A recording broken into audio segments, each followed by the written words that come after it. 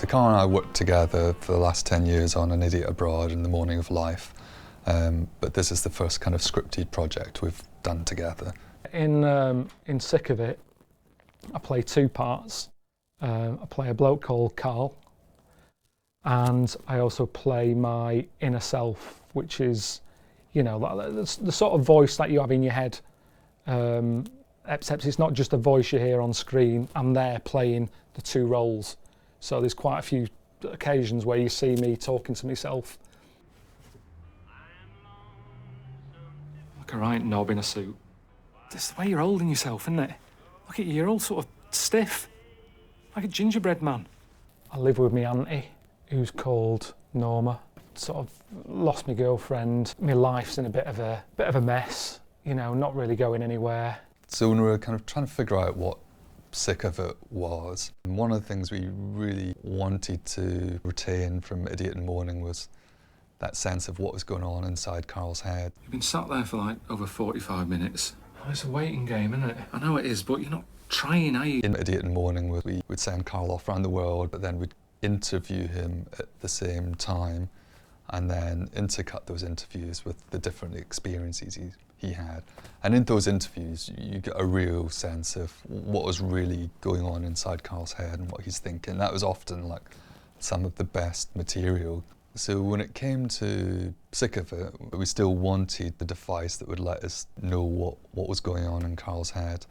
And so that's when the idea of having two Karls came about. It's too negative. Yeah, but hang on a minute, that's how we work, isn't it? I'm too negative, you're too positive.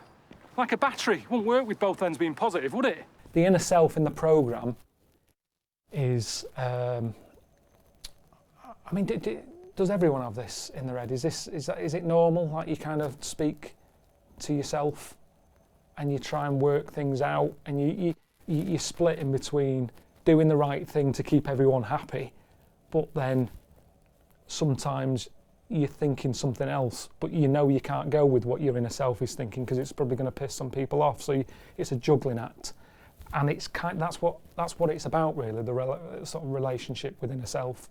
It's this battle. It is quite a kind of high concept idea, and it would be easy to do it in a really gimmicky way. But we really wanted to feel as kind of natural as possible. That you'd see Karl, you'd see the inner self, the voice inside his head, but he would just appear as another character in the scene.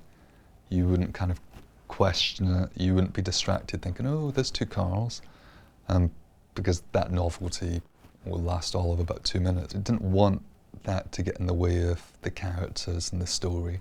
That ended up being, you know, quite tricky at times, quite different to what Karl's experience on An Idiot Abroad and A Morning of Life was like. Those shows, he'd turn up in different countries, unbriefed, and just react to these different experiences in a really pure and honest way. So he was going from that to a situation where, you know, there'd be Karl, there'd be a body double of Karl, there'd be a separate acting double that he would act against. And so it was quite different for Karl, kind of having to do things again and again and again in a much more controlled way. Karl's performance always feels really real, it doesn't feel stagey.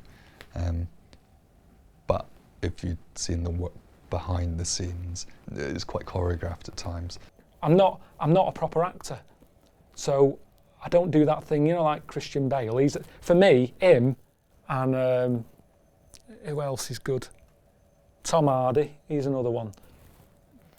They can just like be someone else. Like they're proper, you know, whatever you want. If you want them to sound Scottish, Irish, Polish, they can do it all and you believe it.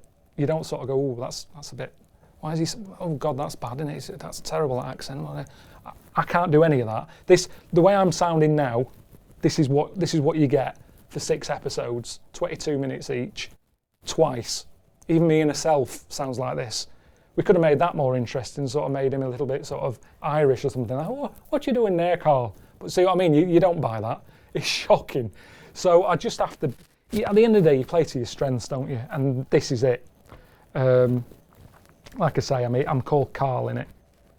Couldn't even go off line there, really, because I tried that when I was younger. Tried changing my name when I got bored of being called Karl, and I asked my mum and dad to call me Brett because I just liked the name. And they did it. They did it for like a day or something, and I actually forgot. They were calling me, they were going, Brett, and I'd forgot that I'd asked them to call me Brett. So that's what it would be like in this. If I was called, I don't know, Wayne or something, I couldn't imagine being Wayne. That's how much of an actor I'm not. I'm not a Wayne. In my head, why am I called Wayne? You don't have to be called something else. Just go with Karl. For me, Bruce Willis could have been called Bruce in Die Hard. He's called John McClane in it. What does that add?